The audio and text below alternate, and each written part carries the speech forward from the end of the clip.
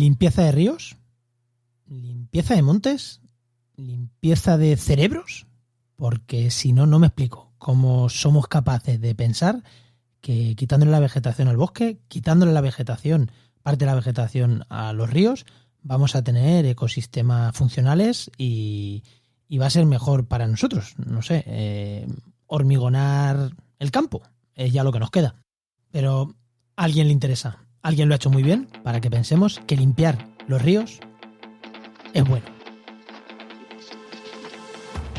Comienza Actualidad y Empleo Ambiental, un podcast de Juan María Arenas y Enoc Martínez.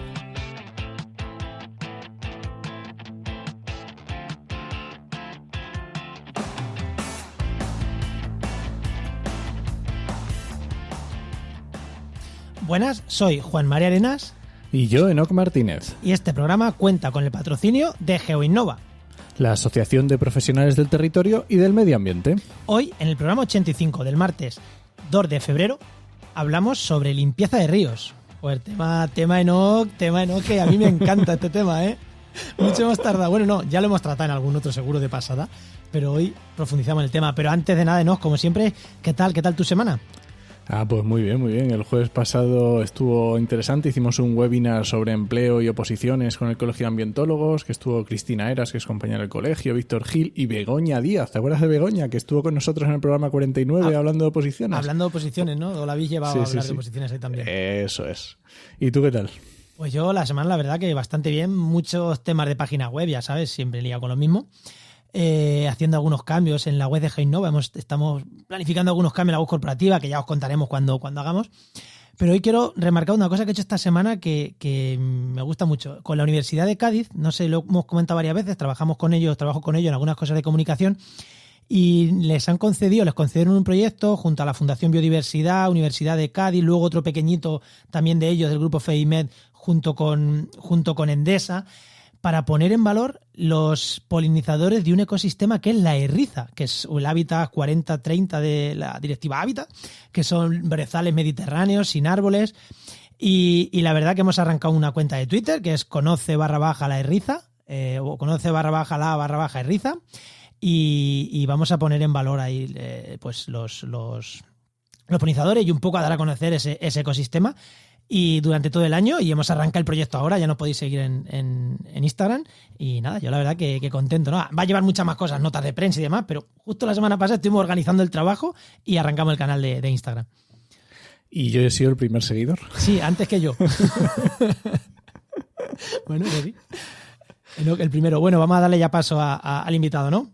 Venga, vamos allá. Bueno, pues hoy nos acompaña Alfredo Ollero Ojeda, que es profesor titular de Geografía Física del Departamento de Geografía y Ordenación del Territorio de la Universidad de Zaragoza, que le voy a decir bien.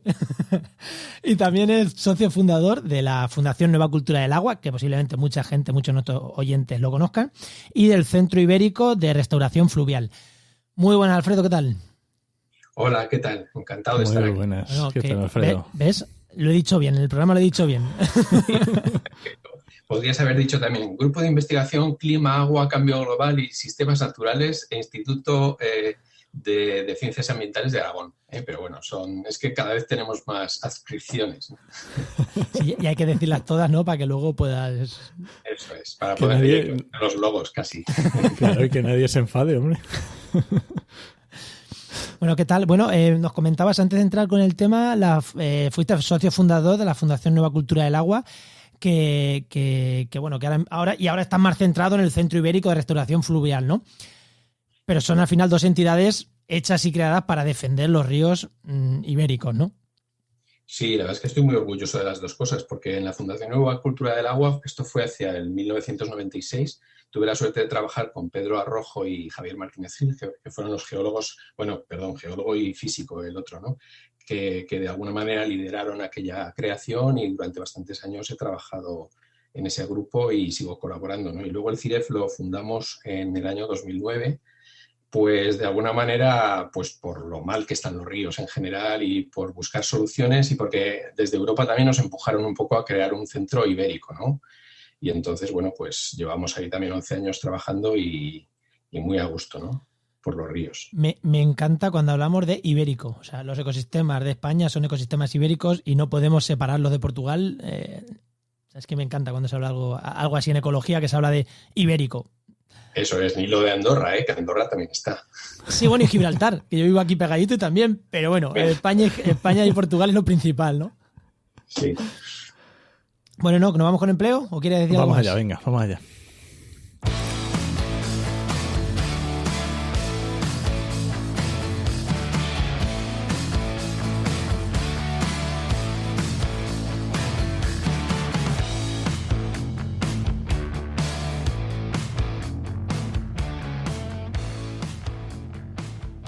Bueno, ya sabéis que lo primero, antes de entrar ya en harina, lo primero que hacemos siempre es el consejo de empleo que nos trae Enoch, que ya sabéis que es director del buscador de empleo www.trabajaenmedioambiente.com, el buscador de referencia en temas ambientales. Si quieres buscar gente, poner una oferta de empleo o sobre todo si estás buscando empleo, pásate, www.trabajaenmedioambiente.com, que la web, Enoch, joder, ¿cómo se nota ya enero, febrero, que ya ha subido, ¿no? Esto no es los primeros días de enero, que era un... Hombre, las navidades fueron siempre las ofertas que han empicado, pero bueno, ya está remontando. Bueno, ¿y qué consejo nos traes? Pues mira, ya que hablaba de que hemos estado esta semana hablando de tema de oposiciones, os voy a contar para hacer una oposición. Si te estás planteando hacer una oposición, meterte, tómatelo con calma. Lo primero, estúdiate muy bien la oposición donde te quieres meter. No te digo que te pongas a estudiar, digo que te estudies de qué va la oposición. ¿A qué trabajo estás opositando? ¿Qué es lo que vas a hacer en tu día a día con ese trabajo? Porque a lo mejor, normalmente cuando uno se saca una oposición suele ser para bastante tiempo.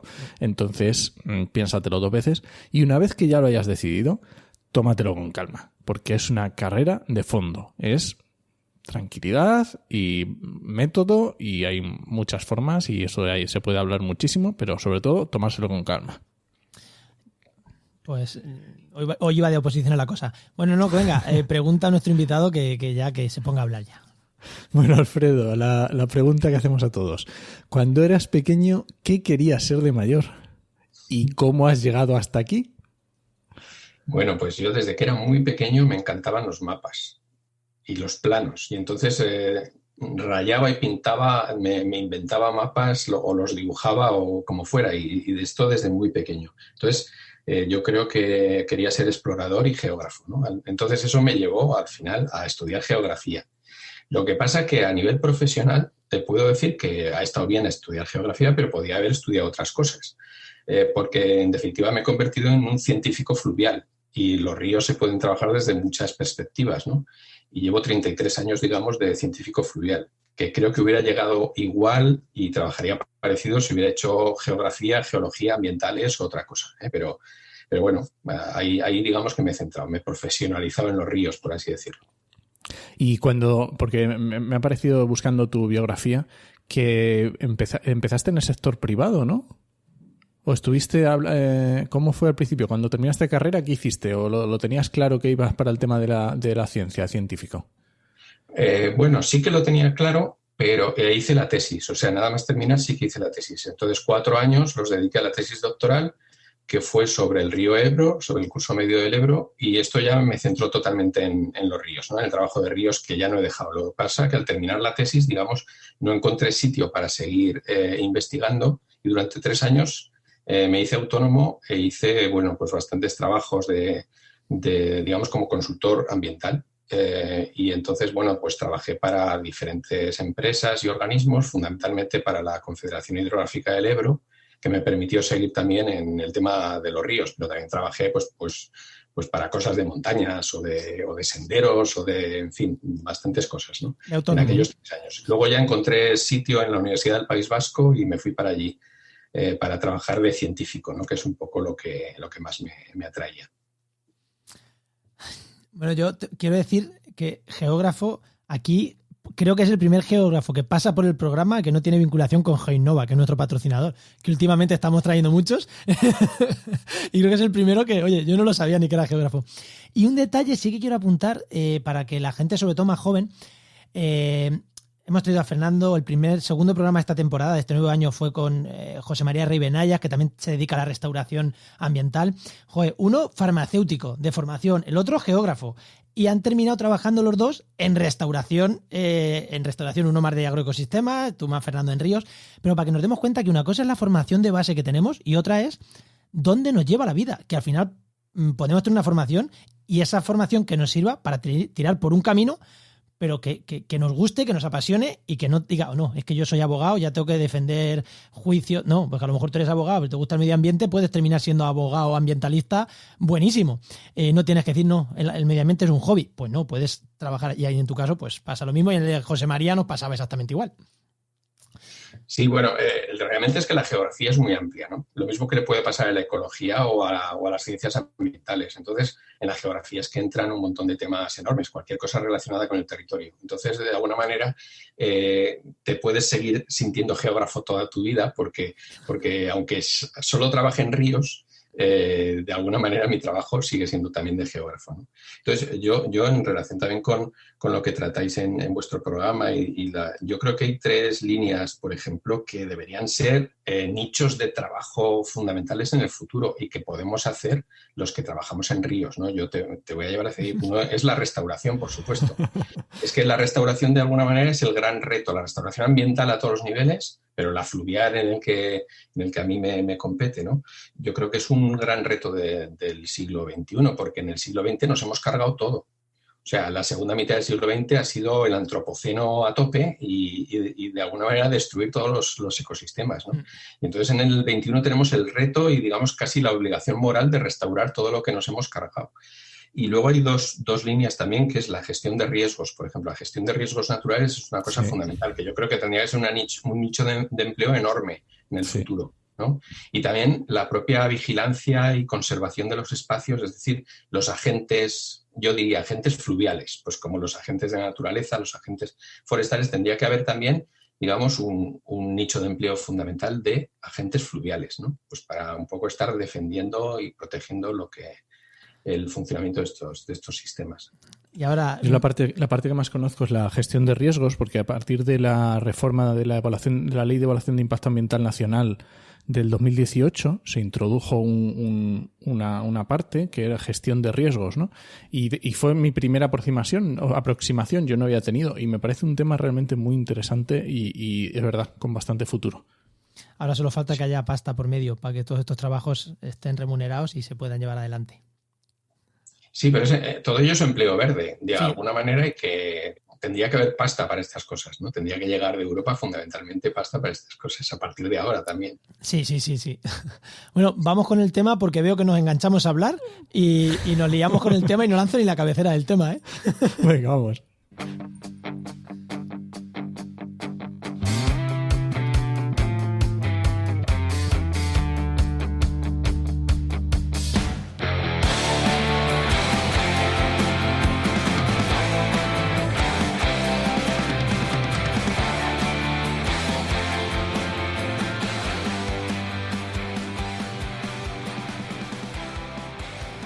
La limpieza es una actuación destructiva del cauce que no sirve para reducir los riesgos de inundación y que puede originar graves consecuencias tanto en el medio natural como en los usos humanos del espacio fluvial.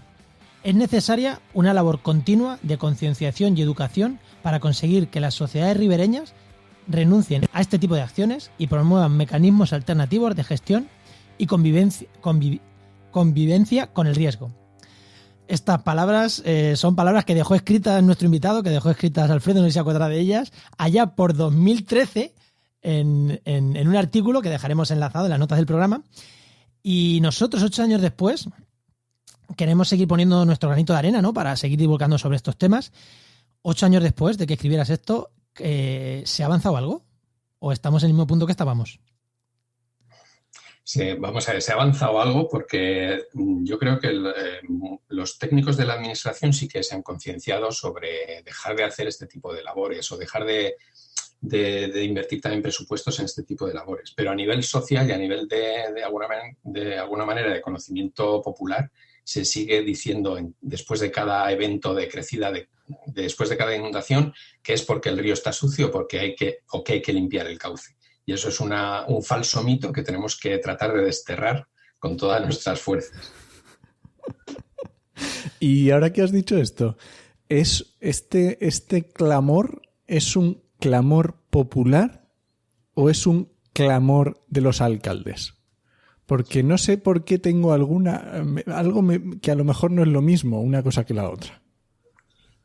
Es un clamor popular porque yo creo que está enraizado, digamos, en nuestra tradición. No sé si esto nos viene desde Atapuerca o no tan lejos, pero es lo mismo que la limpieza de los montes, la limpieza de los bosques, todo.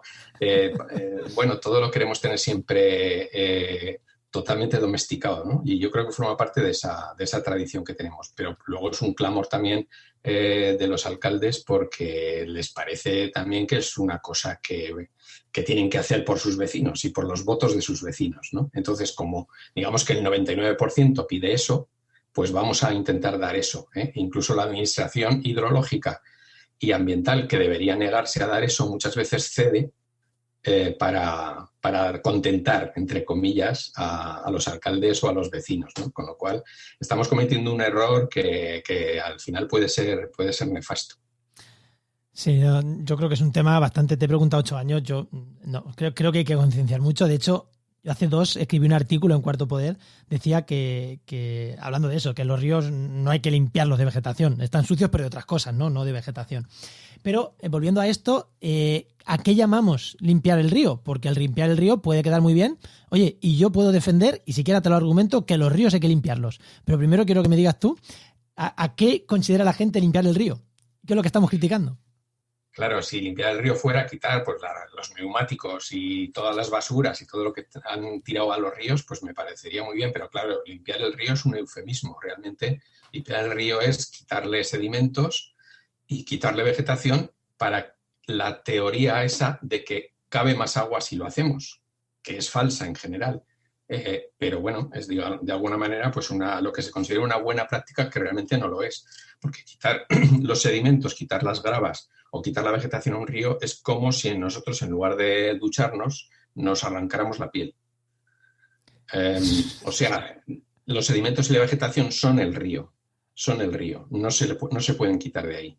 Los cauces tienen que tener sedimentos y los cauces tienen que tener vegetación.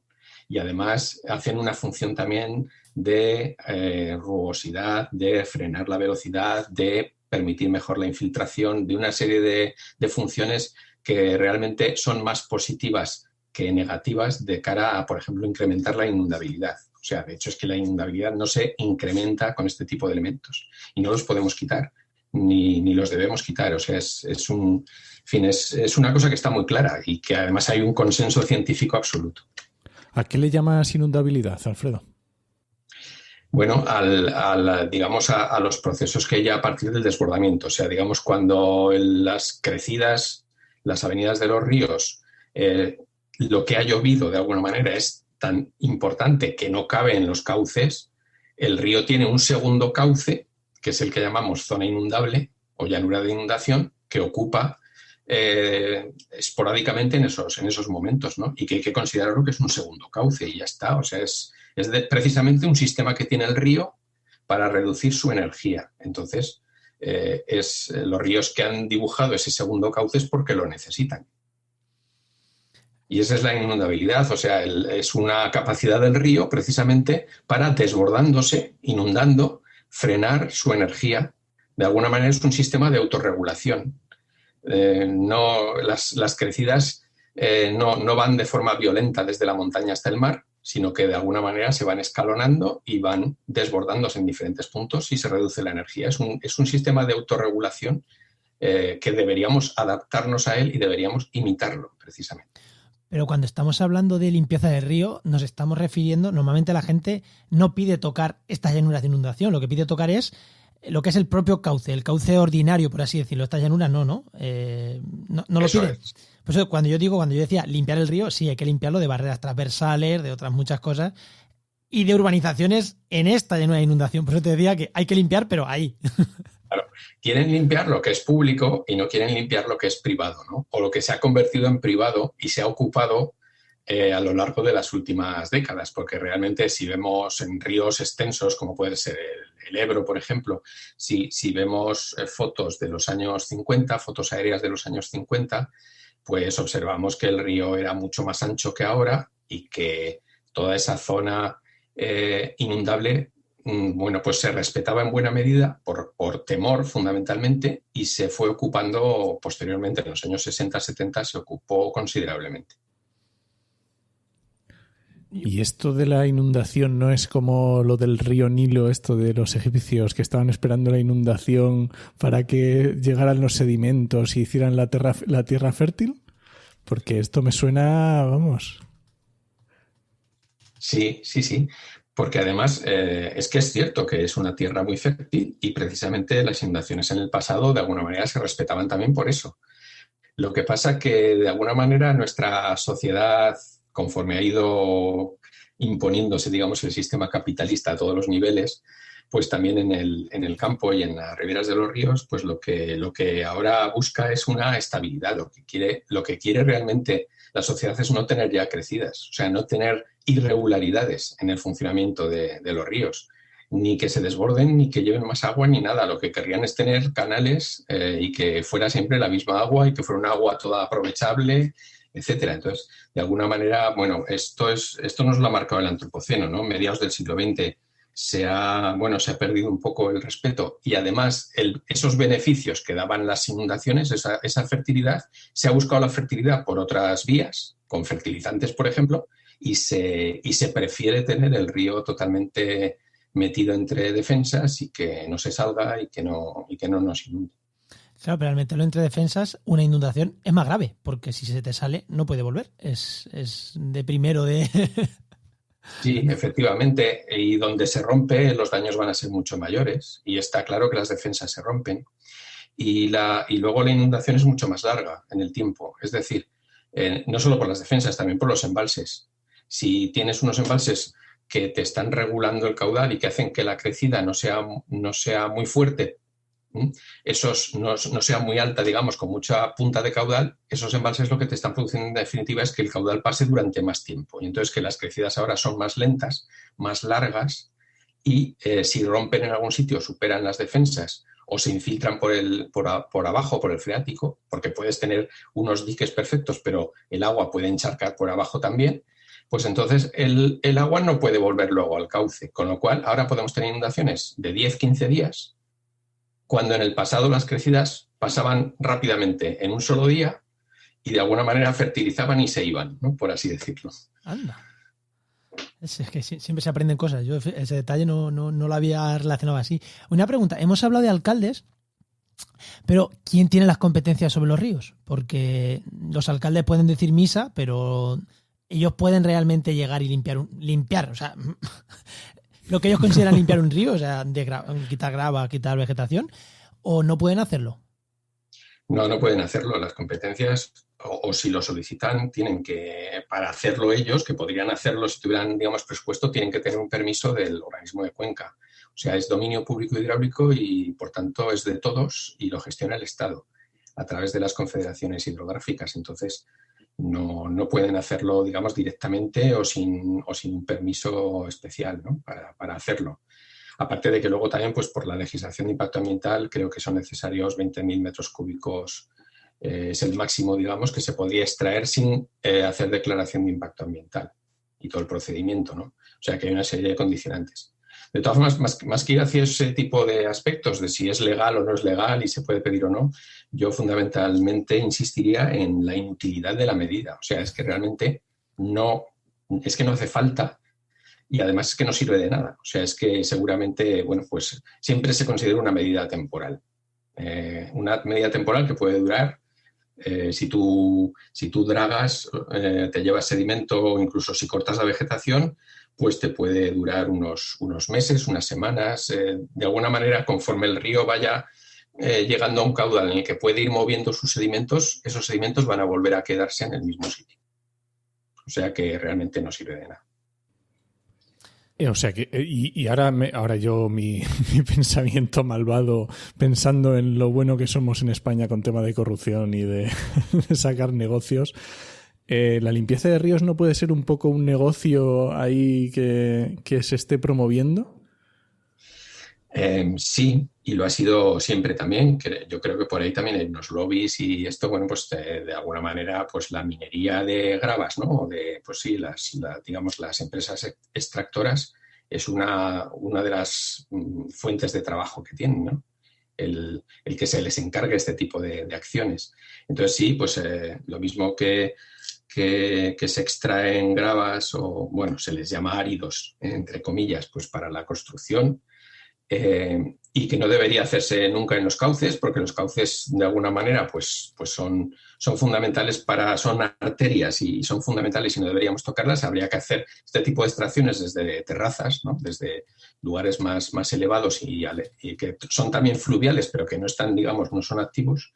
Pues también este tipo de empresas pues se dedican a esto, ¿no? Que muchas veces son encargos que se hacen pues X ríos a lo largo de un año han tenido crecidas, pues entonces salen una serie de proyectos para que esos ríos sean a continuación, entre comillas, limpiados, dragados, por el hecho de que han tenido una crecida, ¿no? Digamos que si un río ha tenido una crecida, en muchos casos le ha caído la lotería, le ha tocado la lotería y va a tener un presupuesto para que vaya una empresa y se lleve las gravas. Y hagan unas chapuzas, bueno, tremendas, ¿no? Porque destrozan toda la geomorfología fluvial y bueno, son unos daños enormes que denunciamos cuando nos enteramos. Una pregunta iba a hacer. Claro, cuando estamos diciendo que no hay que limpiar ríos, aquí hay gente, este programa lo escucha mucha gente muy concienciada y puede decir, uy, qué guay, no quiero un río sucio, no quiero un río, no quiero un canal, quiero un río, y un río tiene vegetación, tiene gravas, tiene pececito, bien, todo bien. Pero puede haber alguien que diga, ya, pero yo sigo queriendo las ventajas de tenerlo limpio. Hay estudios, asumo que sí, que nos digan, no, es que encima todas estas afecciones que estamos haciendo que son contraproducentes. Sí, en primer lugar son inútiles, ¿no? Y duran muy poco tiempo. Es decir, si tú pretendes tener un río limpio, entre comillas, de esta manera, tienes que hacerlo todos los años. Porque el río se autorrecupera y va a volver a completar con sedimentos y con vegetación lo que le has quitado. Entonces esto es así, funciona así y eso es inútil. Y por otro lado, contraproducente. Si, por ejemplo, la extracción que hacemos rompemos la coraza, que digamos que es la capa superficial que tienen los cauces de gravas o los cauces de sedimentos en general, si rompe la coraza puede originar unos procesos erosivos que además de producir incisión, o sea que el río se encaje, producen también erosión regresiva, es decir, que vayan excavando hacia arriba dentro del cauce, con lo cual lo que se llama erosión regresiva o remontante. Y entonces, ¿qué ocurre? Pues que nos pueden producir perfectamente caída de puentes, caída de defensas laterales, porque al excavar el río también pierden, digamos, el equilibrio las propias orillas. Y la cimentación de todo eso, ¿no? Todo eso, la cimentación de las escolleras, de las defensas. Podemos tener puentes que colapsen y podemos tener, presas también que colapsen. Y tenemos ejemplos, yo tengo aquí cerca de donde vivo, en el curso bajo del río Gállego, afluente del Ebro, pues tenemos el caso, pues por ejemplo, de la presa de Urdán, una presa que por todas las extracciones de gravas que se hicieron en el pasado, que fueron fundamentalmente para la construcción, hace 30 40 años, el río todavía tiene memoria y todavía está haciendo una excavación hacia arriba que ha provocado una incisión de 6 metros, el río se ha encajado 6 metros en los últimos 40 años y llega justo también la erosión remontante hasta esa presa y la están descalzando, de manera que tienen que echar bloques de hormigón todos los años para que esa presa no se caiga. Y se terminará cayendo. Una solución para esa presa, ¿eh? Entonces, es un problema derivado de este tipo de acciones. Sobre todo cuando se hacen de forma sistemática. Si las haces una vez, solo te puedo decir que es placebo, una acción placebo y que no sirve de nada. Si las haces todos los años, al final lo terminas consiguiendo, que el río termine desequilibrándose, por así decirlo, o si la haces de una forma bestial, con mucha profundidad o lo que sea, terminas desequilibrando todo el sistema geomorfológico del río y al final puedes tener unos efectos totalmente contraproducentes. Es una pasada, o sea, claro, aquí nos estás hablando de una diferencia del cauce, o sea, una modificación del cauce a nivel, digamos, vertical, ¿no? Del propio cauce en vertical.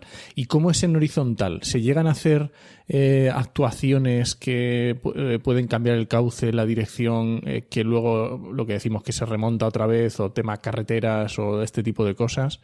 ¿Es común? ¿No? ¿Funciona? Sí, bueno, pues también ocurre que en ocasiones se hacen trabajos en los ríos, en los cauces, trabajos entre comillas, que son, por ejemplo, para reparar una carretera o para una carretera que va paralela, pues arreglar una curva o lo que sea. Pues esto también tenemos aquí un caso reciente en el Pirineo, ¿no? que se ejecutó desde la Dirección de Carreteras de la provincia de Huesca. Y realmente, bueno, pues se ha hecho una extracción y una alteración total de un cauce de 700 metros para una curva de 50 metros de la carretera. Entonces, bueno, este tipo de acciones también son muy frecuentes. Y claro, lo que ocurre que creo que también está en relación con lo que me comentas, ¿no? Lo que ocurre cuando tenemos una incisión tan potente de 6 metros, que por ejemplo en Italia ya hay un montón de ríos y en los Alpes franceses, que esto ya se trabaja desde hace 40, 50 años a nivel científico también en los Alpes franceses, porque allí sí que se han caído puentes de verdad por culpa de las extracciones, ¿no? Y también el efecto de los embalses, que va muy en esa línea. Si tenemos embalses, además aguas arriba, también tenemos más facilidad para que se produzca esta incisión, ¿no? Entonces, el fenómeno de esta incisión tan fuerte, que en algunos ríos de Italia ya alcanza los 9, 10 metros, porque además no se frena con el tiempo, en todo caso se ralentiza un poco, pero sigue pasando, es que el río se estrecha. O sea, al encajarse se estrecha. Y al estrecharse el río, de alguna manera, lo que era un cauce ancho se va simplificando, se va convirtiendo en un canal único. Y entonces ya el río ya no puede salir de ahí. Y claro, si por ejemplo al estrecharse el río colocamos, por ejemplo, una carretera o un gasoducto o cualquier tipo de servicio en la orilla, vamos a tener problemas porque es un falso estrechamiento, entre comillas. O sea, realmente el río va a querer recuperar aquello y la forma que tiene de recuperarlo es erosionando esa orilla. O sea, si el río se encaja tanto, se terminarán cayendo las paredes, digamos, del río. Y esa es la forma que va a tener el río de recuperarse. Y entonces podemos tener también un mayor incremento de la erosión lateral, no solo de la que encaja el río. Uf. Y te quería preguntar, volviendo a lo que es limpieza de ríos, ¿se está haciendo algo? Porque, bueno, habéis hablado de alcaldes, se han hablado aquí de alcaldes que piden votos y al final la gente demanda eso y los alcaldes lo piden. Hemos hablado también, metía el tema de que a lo mejor hay empresas que por un interés han potenciado que la gente pida limpieza de ríos para luego ellos llenarse los bolsillos y que encima se vean bien a la empresa. O sea, es una campaña de marketing bastante buena. Pero se está haciendo algo y se va consiguiendo, volviendo a la pregunta que te hacía al inicio, algunos proyectos, algo que se esté haciendo para explicarle a la gente la necesidad de no limpiar los ríos. ¿Se están haciendo algún tipo de campañas a nivel, conoces algo a nivel institucional, a nivel, porque sí que nos decías tú al principio incluso que los que tienen que tomar las medidas, hay gente que ya en las confederaciones empieza a entender que esto es un problema y empieza a hacer las cosas bien. Gente, supongo que todavía no son mayoría, pero bueno, ya hay gente. ¿Se está consiguiendo eso o se espera que la administración diga no y que la gente al final se acostumbre? Es que yo creo que tiene que ir las dos cosas de la mano. ¿Se está haciendo algo? Se está haciendo algo, pero es poco y es insuficiente. En el CIREF, por ejemplo, desde que lo fundamos hace 11 años, es uno de los principales motivos, ¿no? También de trabajar en ello, ¿no? En el tema educativo en esta línea, pues en relación con la gestión de inundaciones, en relación con cómo la restauración fluvial, que es algo totalmente diferente a limpiar los ríos de estas maneras, cómo con medidas de restauración fluvial se pueden gestionar bien las inundaciones y conseguir los mismos resultados mejorando el río en lugar de dañándolo, ¿no? Por ejemplo, en eso ahí sí que tratamos de trabajar mucho en esa línea. Pero bueno, es realmente yo también, mi parte, digamos, activista de mi trabajo, la he dedicado mucho a esto, ¿no? Entonces sí que doy muchas charlas o lo que escribo en el blog muchas veces va en esta línea, que escribo en el blog cuando tengo tiempo realmente, ¿no? Porque la labor de profesor universitario es bastante compleja como para poder dedicar mucho tiempo a esto, ¿no? Pero a nivel de la administración sí que se observa en los últimos años que hay muchísimos técnicos concienciados y realmente yo creo que en varias confederaciones se está trabajando ya muy bien, pero siguen siendo equipos pequeños que de alguna manera casi tienen que enfrentarse con otras oficinas dentro del propio organismo que están fomentando este tipo de acciones. Entonces estamos de alguna manera en una... es bastante complejo. O sea, podríamos hacer un diagrama, pero sería de alguna manera la solicitud popular, la solicitud política. Entonces, el tratar de contentar a esa solicitud, que se sigue considerando mayoritaria por parte de la propia administración, sigue considerando que como eso es lo que más piden, es lo que hay que hacer. Y por otro lado, los que estamos insistiendo por el otro lado, y cada vez con más personas que trabajan en las confederaciones que están también convencidas de esto, pero que no terminan de equilibrar lo que se está haciendo, ¿no? Entonces es un poco el gran problema y la gran preocupación que tenemos de que por un tramo que restauramos hay 100 tramos fluviales que los siguen estropeando. Joder, parecía que ibas a decir mitad, y has terminado diciendo un 1%. No. No, se sigue trabajando mucho en esa línea que es totalmente negativa. Y el problema es que sigue habiendo presupuesto en los organismos de cuenca para hacer ese tipo de trabajos, que pueden llamar de mantenimiento o de devolución de la capacidad de desagüe, por ejemplo. Es decir, bueno, pues no se les llama limpieza técnicamente, pero se le puede llamar devolución de la capacidad de desagüe después de una crecida. Cuando los ríos, después de una crecida, normalmente quedan equilibrados. Normalmente el río es el que se limpia a sí mismo después de una crecida y suele quedar equilibrado. Entonces, bueno, lo ideal sería que desaparecieran estos presupuestos y que se invirtieran esos presupuestos en otras medidas, que son alternativas y que existen. Yo creo que a nuestro amigo Stefan Nolte le va a gustar este programa, ¿no? ¿Qué? Sí, le va a encantar. Oye, Alfredo, y yo al final estoy intentando ver, estoy viendo todos estos movimientos, ¿no? Y al final creo que tiene un papel muy importante la ordenación del territorio, porque estamos hablando de infraestructuras, de carreteras, gasoductos, lo que sea.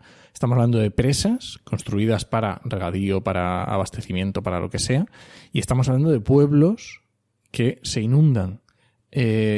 ¿Cómo podemos conjugar esto y hacerlo que digamos que aprender algo? Es que, bueno, sí, efectivamente, la ordenación del territorio es clave en todo esto y también es una asignatura pendiente, ¿no? Porque realmente tiene muchas dificultades para implementarse y también existen muchas inercias y de alguna manera hay muchos problemas que no se quieren abordar, ¿no? Como por ejemplo esas invasiones que se han hecho en determinados momentos, que puede ocurrir también en las costas y en muchos otros lugares. Pero realmente nosotros creemos que para reducir de alguna manera los riesgos de inundación hay que actuar con ordenación del territorio. Lo mismo que con restauración fluvial. Y la restauración fluvial también se puede integrar en la ordenación del territorio. Entonces ahí tenemos una figura que también desde hace muchos años trabajamos en ella, que se llama devolver espacio a los ríos, ¿no? Devolver espacio a los ríos es cambiar algunos usos del espacio inundable para que el río de alguna manera pueda recuperarlos y dejemos de defender ciertas zonas de los espacios inundables. No significa que le demos todo al río para que vuelva a construir sus bosques de ribera del todo. Se podría seguir cultivando, se podrían seguir teniendo ciertos usos, pero teniendo en cuenta que no va a estar protegido por una defensa y que el río puede inundarlo y también erosionarlo. Esta es una figura que en todos los países se va más o menos imponiendo poco a poco, pero que se va muy despacio. En España le hemos llamado territorio fluvial desde la Estrategia Nacional de Restauración de Ríos, que fue en el año 2006-2007. Y bueno, poco a poco se va consiguiendo en pequeñas medidas, pues a nivel local, con pequeños retranqueos de defensas, dando un poco más de espacio a los ríos, ¿no? Pero realmente esta es la solución para reducir el riesgo, porque cualquier cosa que hagamos para profundizar el río puede ser o inútil o peligrosa. el río no quiere profundizar. El sistema que tiene el río, y al río le tenemos que imitar para hacerlo bien, el sistema que tiene el río es desbordarse. Entonces, vamos a ayudar a desbordarse. Vamos a hacerle, por ejemplo, unos recintos de inundación para que se desborde donde queremos que se desborde, ¿no? Eso también se está haciendo bastante. En el Ebro, por ejemplo, ahora hay un proyecto que se han establecido zonas de inundación controlada, ¿no? Eso me parece genial. Esto se está haciendo en Francia desde hace mucho tiempo. Entonces, hay que, de alguna manera, imitar la inundación del río, y esa sería una buena forma de gestionar. Y si en lugar de darle al río un pasillo estrecho, le conseguimos dar más espacio por las dos orillas, el río lo que quiere es tener eso y poderse ahí desbordar y seguir comportándose como río, ¿no? O sea que, antes de la última pregunta que va a tirar Enoch, o sea que lo que podríamos hacer en este caso es, en vez de ponerle las escolleras y en vez de encajonar el río, lo que vamos a hacer es proteger al pueblo y que en el resto de sitios el río desborde. Eso es, por ejemplo, lo que se está haciendo en Holanda también en los últimos 20 años. Antiguamente en Holanda se construían diques por todos sitios y ahora se construían, digamos, en la orilla de los ríos y en la propia orilla casi del mar, y ahora lo que se hace es, de alguna manera, rodear los núcleos de población y las zonas más vulnerables con los diques y dejarle espacio al río para que inunde. Y si lo que hace el río es inundar zonas de cultivo, pues esto es fácilmente compensable económicamente y con seguros hay muchos procedimientos, la concentración parcelaria, compensaciones, declaraciones de territorio riesgo, por ejemplo, que podría también financiar o dar beneficios fiscales. Hay muchas posibilidades para esto, pero lo que sí que tenemos que proteger claramente son unos núcleos de población en los que podríamos tener pérdidas humanas. Ahí antiguamente en las zonas inundables se plantaba huerta y en las zonas no inundables otras cosas. Volvamos a eso, ¿no? Tampoco claro, pues por ejemplo las choperas son unas superficies que pueden ser perfectamente compatibles con la inundación y que las podemos poner perfectamente fuera de la defensa, porque no importa que unos días al año puedan estar inundadas. O sea que podría haber, hay cultivos que están claramente, que pueden ser recomendados para este tipo de superficies. Y eso es ordenación del territorio, volviendo a lo que comentabais. Decíamos, sí. Oye, y ya para ir terminando, esto que al final estamos diciendo, vale, pues estamos haciendo dejando el espacio al río, estamos dejando para que respire, digamos, en término coloquial, pero llega el momento que se desborda, hay problemas, de repente todo el mundo se echa las manos en la cabeza, nos ponemos a correr en círculos y empieza a salir los políticos diciendo que van a dar un montón de millones para obras y vamos a declarar situación de emergencia. Yo cuando oigo esto, o sea, ya me temo lo peor. ¿Qué ocurre con estas situaciones de emergencia que se suelen dar? Sí, yo también me he hecho a temblar. O sea, efectivamente, esto es un poco lo que comentaba antes. Se hace más en ríos pequeños, ¿no? Porque al final, en ríos grandes es más complicado y es más dinero, ¿no? El también implementar ese tipo de obras. Pero en ríos pequeños se hace.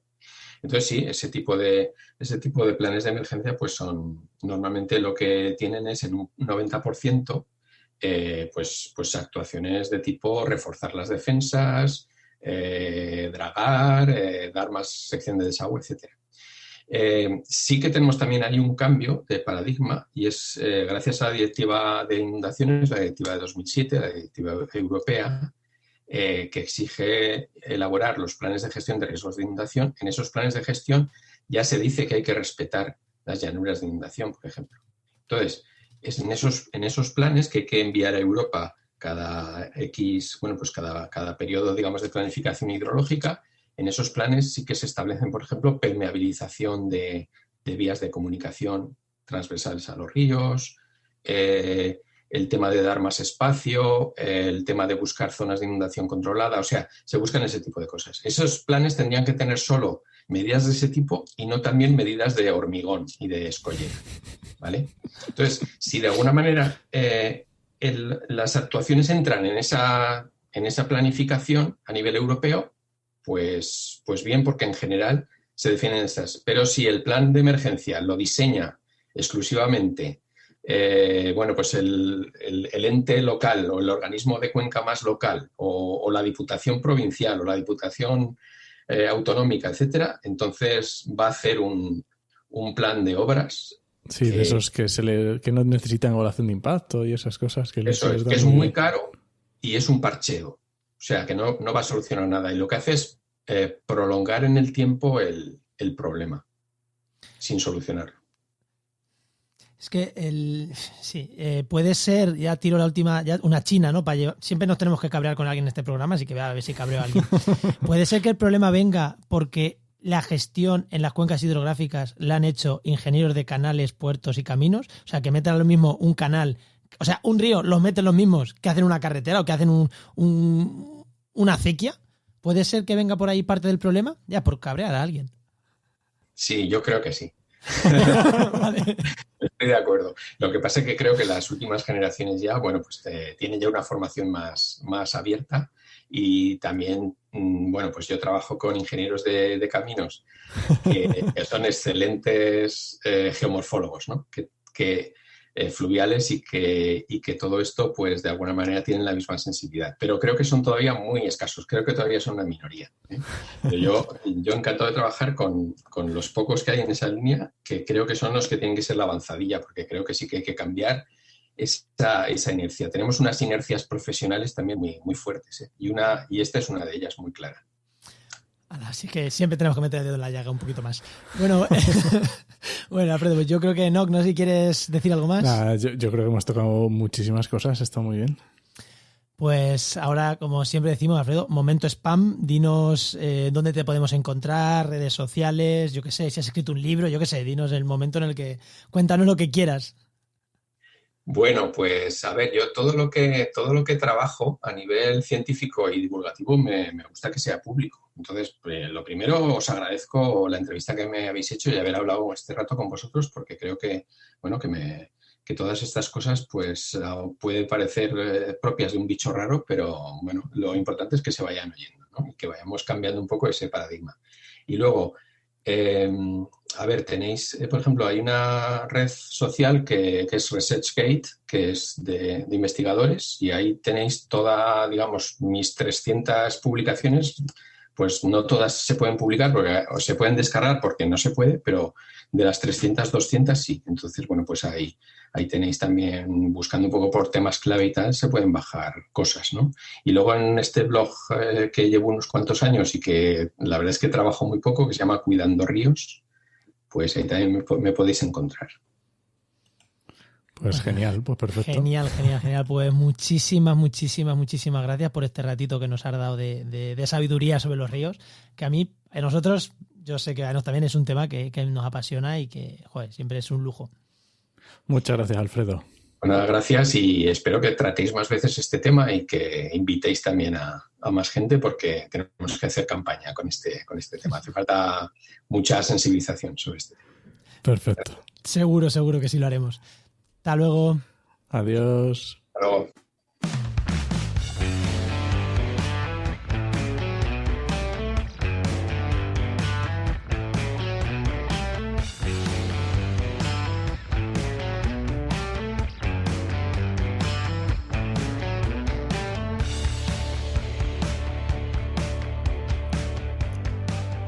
Bueno, vamos con la sección de herramientas, Enoch. Que te veo bailar, pero bailas menos que con la de cierre, ¿eh? Con esta bailas, pero un poquito menos. Es que nos tenía que ver el invitado con la de cierre, ahí sí que lo damos todo. Y eso no me puedo dejar yo de ver, ¿eh? De bueno, luego un día grabamos un trocito con la de cierre haciendo el idiota y lo ponemos en redes para que la gente vea lo tontos que somos. Y lo arrítmicos también. Bueno, Enoch, ¿a quién tenemos hoy? Que ya la hemos escuchado por ahí hablar. Sí, ya la habéis escuchado, así, efectivamente sabéis que es Itziar Almarceri, que es bióloga, ornitóloga, especializada en GIS y profesora de restauración ambiental en Heinova, que es nuestro mejor patrocinador. Muy buenas, Itziar. Muy buenas tardes. Muy buenas. Pues hoy, Itziar, nos vas a hacer un poco remix de cosas, ¿no? Sí, porque yo creo que estamos hablando en todos los programas de un montón de aplicaciones y no hacemos una recapitulación de todo lo que hemos estado hablando.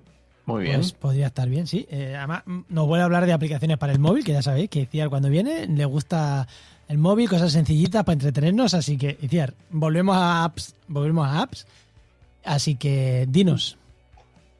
Volvemos a apps que pueda utilizar, pues eso, gente que tampoco tiene mucho conocimiento en temas de naturaleza, pero que las quiere utilizar, quiere saber dónde está, qué es lo que está viendo. Vamos a hacer un poco de ciencia ciudadana, vamos a enseñar un poco a la gente qué es lo que tiene delante y vamos a darles herramientas. Genial. Bueno, pues yo creo que recientemente estuvimos hablando de PlanNet, de PlanSnap, pero bueno, es que yo creo que lo mejor es hacer una especie de lista, de chequeo de cosas que podemos utilizar. Sí, pero Vamos a empezar con principalmente temas de hoy va a ser chequeo de cosas que podéis utilizar, porque de aves hemos hablado mucho, pero hoy te vas a centrar más en plantas, ¿no? En cosas de hoy plantas. En plantas. Sí, por llevarle un poco la contraria a Enoch y eso, como eso de que soy ornitóloga, vamos a centrarnos un poco más en plantas. Y nada, vamos a hacer una especie de recapitulación. Venga. Bueno, lo primero, me voy a ir a una que es naturalista. Son aplicaciones que son mucho más sencillas que un observado o que un EPID. Y son como también un poco más generalistas. En este caso, por ejemplo, naturalista es un catálogo de animales y plantas a nivel a grosso modo. No habla del último sitio en el que se ha encontrado la especie X ni tiene información sensible, sino que son cosas como muy generales, ¿no? Que si alguien está paseando pues al lado de un río, pues sepa que hay una garza. ¿Y por dónde suele estar la garza? Pues bueno, si quiere subir la observación, la puede subir sin ningún miedo de que nadie le venga, un experto en la naturaleza, y que le diga cualquier cosa. No, es como una base de datos como mucho más común para registrar observaciones. Naturalista, esta es naturalista. Esta naturalista, sí que habla, pues eso, los nombres en diferentes idiomas que están dentro de la península, también si es residente, si es de paso, si es invernante, tal, las fechas en las que se pueden ver, pero es como mucho más general. Estas son las que a nosotros nos vienen bien, Enoch. Vamos con más de plantas, más específicas. Vamos con el Plant Finder, por ejemplo. En castellano, Plant Finder. Vamos a dejarlo Esta no así. la conozco. Sí, pues en teoría con la cámara tú la pones, haces una fotografía de la planta que tienes delante y se supone que la aplicación te dice que llega a reconocer hasta el 90% de las plantas que tienes delante. Sí que es cierto que faltan muchas especies de la península ibérica, pero bueno, es otra aplicación también para reconocimiento de plantas en campo que nos puede servir. Que es un Lo que estilo... sí que tiene de bueno es que tiene muchas especies de jardinería. Qué bueno. Sí, porque parece que no. Y jardinería no. Pero jardinería no, cuando vais por vuestra ciudad en una zona periurbana, esa planta rara que no sabes lo que es, posiblemente ha llegado allí desde un jardín cercano y sea de jardinería. O sea que es importante eso. Muy buena. Sí, tal cual. Y esta sería parecida a PlanNet, ¿no? Que ya hemos hablado de ella. Sí, es parecida. Lo que pasa es que PlanNet cada vez se va implementando más con las observaciones de las personas usuarias con respecto a determinadas especies y está muy bien, pero a veces se queda un poco corta todavía en especies de jardinería, que a lo mejor esta otra lo puede como complementar, ¿no? Está muy bien, sí. Pues PlanNet ya sabemos que ayuda a identificar plantas, ¿no? Con la ayuda de una base de datos de botánica que está creada por científicos. Y sí que nos ayuda también lo mismo, ¿no? A identificar plantas en campo y nos dice, pues eso, nos habla incluso de frecuencias de riego que dicen algunas plantas de jardinería, nos habla de más cosas que lo que realmente igual, ¿no? Un usuario que no tiene conocimientos de botánica necesita, que es simplemente identificar y cuáles, punto. Pues en esta no, esta es mucho más compleja, ¿no? Y te permite además hacer un mapa con todas tus observaciones. Guay. Vale, y pasaríamos a PlanSnap, ¿no? Que PlanSnap, por ejemplo, incluye algo que las otras no incluyen, que es el tema de hongos. Anda, pues entonces que no le pongan plant, ¿eh? Ahí se han colado, sí. Y es lo mismo, al final todas pasan por ser lo mismo, ¿no? Una base de datos que puede ser más o menos completa, más o menos concreta, más o menos compleja, ¿no? Con una foto, un identificador de fotos y tal. Pues bueno, esta es la de PlanSnap. Esta sí que dice que tiene cerca de 600.000 especies de plantas. ¿Y para alguna hongos más? funciona bien? ¿La has probado? La verdad es que es bastante básica. Nosotros, yo estoy trabajando también en un parque micológico y hemos probado, pero no funciona muy allá. Pero bueno, sí que tiene hongos que las demás no tienen. Muy bien. Bueno, Y al final, teniendo en cuenta que esta, por ejemplo, sí que tiene detrás un respaldo científico por lo menos claro, que es lo que te pone en la aplicación, que las demás van llenándose a base de observaciones de ciencia ciudadana, igual no desde este criterio científico, no, pero esta sí. Entonces, en el momento en que tú subes una observación, se va implementando esa base de datos, ¿no? Y se va enriqueciendo. Y se supone que esas citas son supervisadas por parte del personal científico, con lo cual la credibilidad de lo que estás viendo, ¿no? o la forma de lo que estás viendo o las conclusiones de lo que estás viendo son mucho más claras, ¿no? Y más concretas. Pues nos has dicho 4, no sé si dejar... ¿Tienes alguna más que es importante comentar o...? No, lo dejo así. Pues eso, recordamos. Luego están algunas, sí, son específicas otras de árboles como Arbolapp y cosas así. Pues esa la dejamos para otro día. Esa la dejamos para otro día. Dejamos para otra. Que dejamos para otra. Entonces, muy bien. PlantNet, PlantFinder, PlantSnap y Naturalista. Echarle un vistazo a las 4, cada una. Volveré a escuchar, no voy a hacer yo un resumen, volveré a escuchar lo que nos ha dicho Itziar y ahí lo tenéis. Y echarle un vistazo y cada uno que se quede con la que más le interese, porque todas tienen pequeñas diferencias unas a otras. Pues muchísimas gracias, como siempre, Itziar. A vosotros. Muchas gracias, Itziar. Y recuerda que esta sección te llega gracias a nuestro patrocinador, a GeoInnova, la Asociación de Profesionales del Territorio y del Medio Ambiente. Y que puedes encontrar en www.geoinnova.org.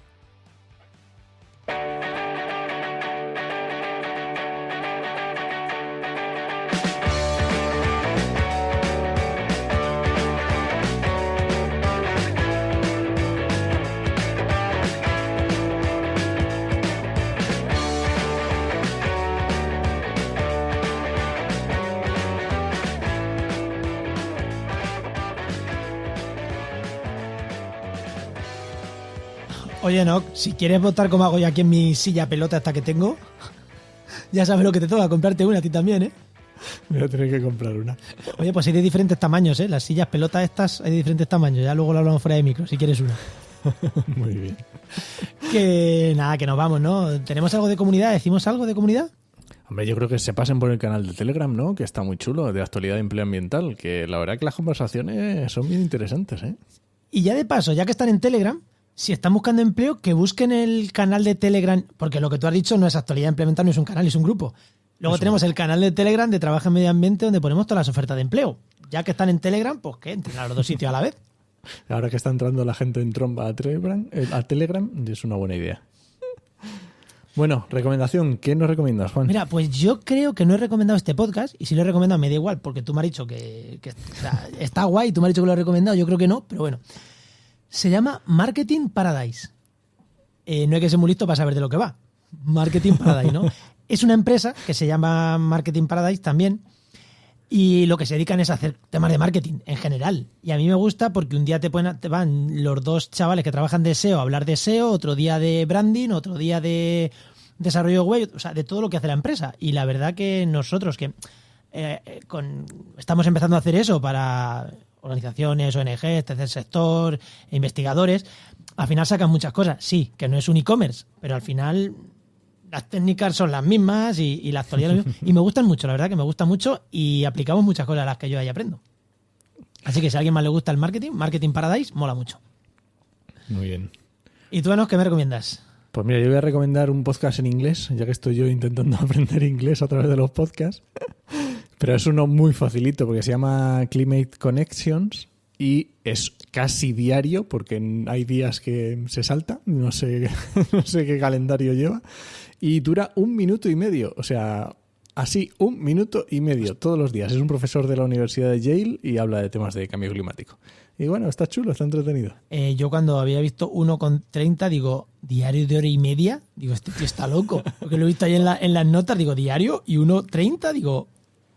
Minuto 30. Además así, justo, todos los días, minuto 30. Y lo cuadra bien el tío. No sé cómo hace para cuadrarlo, pero minuto 30. Pues nada. Muy bien, pues nada, ya sabéis que este podcast pertenece a la red de podcast Podcastidae, que es la red de podcast de ciencia, medio ambiente y naturaleza. Y muchísimas gracias por compartir este programa, por los comentarios que nos dejáis en redes sociales, por incluso los negativos, o sea, los que nos criticáis, también muchísimas gracias porque nos ayuda a mejorar, a crecer y a profundizar en los temas. Y nada, Te esperamos en el siguiente programa de actualidad y empleo ambiental. Nos escuchamos. Adiós.